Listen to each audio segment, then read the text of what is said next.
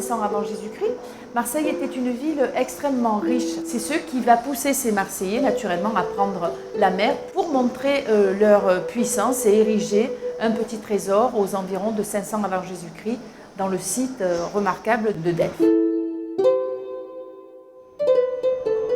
Alors Delphes pour les Grecs, c'est ce qu'on appelle un sanctuaire panhellénique, c'est-à-dire que tous les Grecs de chaque cité peuvent y venir pour concourir dans les concours musicaux et les concours athlétiques, et puis aussi pour consulter l'oracle. Le trésor des Marseillais fait partie du type d'offrande qu'on trouve couramment à Delphes, c'est même presque une des spécialités du sanctuaire en fait.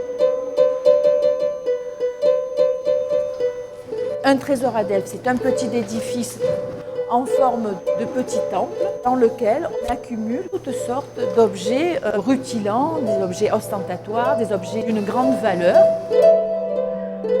C'est un fantasme de penser que les monuments sont d'une blancheur immaculée et que le marbre est visible. Les monuments sont peints, sont polychromes à cette époque-là. C'est parce que Marseille est une ville riche qu'elle peut ériger un trésor à Delphes.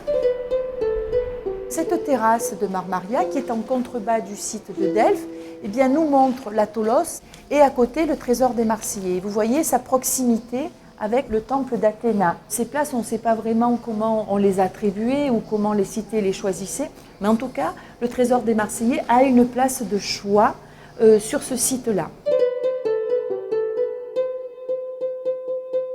Pausanias mentionne dans le temple d'Athéna une statue d'Athéna offerte par les Marseillais, qui donc montre que dans cette zone, il y avait vraisemblablement les offrandes marseillaises. Mais l'imprécision des sources littéraires ne permet pas de savoir si le trésor avait été consacré à Athéna, ou, et c'est l'hypothèse de certains, s'il n'avait pas été consacré à Apollon.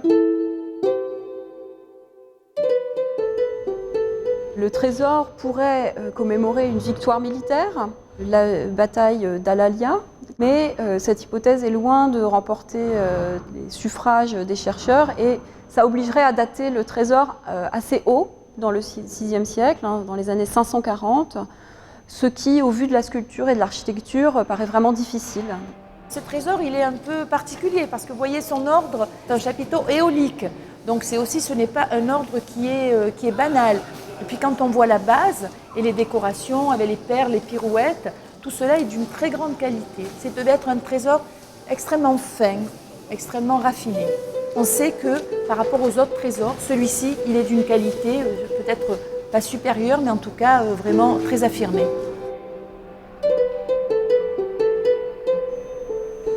Malgré l'état très fragmentaire de conservation, ce qui reste de la sculpture et des techniques qu'on peut voir mises en œuvre montrent que c'était sûrement un ensemble architectural et sculptural de très très bonne facture et très très beau. Ces 29 fragments sont extrêmement beaux mais très lacunaires. Alors naturellement, c'est une hypothèse de restitution. On s'est inspiré du trésor de Sifnos qui est très bien conservé. Parce que si on compare avec les sculptures du trésor de Sifnos, elles sont plus massives, elles sont moins raffinées. Celles du trésor des Marseillais, elles sont vraiment d'une grande finesse qui nous émeuvent encore parce qu'elles parlent à notre sensibilité, à la tête du guerrier bien sûr puisque c'est la mieux conservée. Quand Homole décrit les sculptures massaliennes, il dit que ce sont des sculptures exquises. Et c'est vrai que ce mot, il va très bien à ces sculptures-là.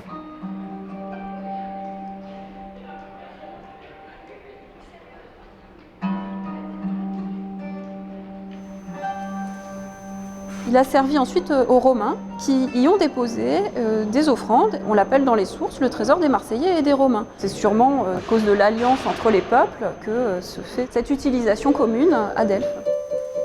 Les Marseillais, peut-être dans une région située aux confins du monde connu par les Grecs, entourés de peuples qui n'étaient pas grecs, avaient peut-être voulu réaffirmer ainsi leur appartenance, eux, à un monde grec. C'est une cité éloignée des centres religieux importants de la Grèce, mais elle y participe de cette manière.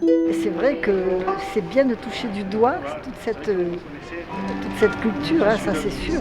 Ça nous fait découvrir les richesses entre guillemets de Marseille et son histoire qui est assez méconnue, même des Marseillais. C'est très beau, puis on est très fiers d'avoir ça à Marseille. Très fiers.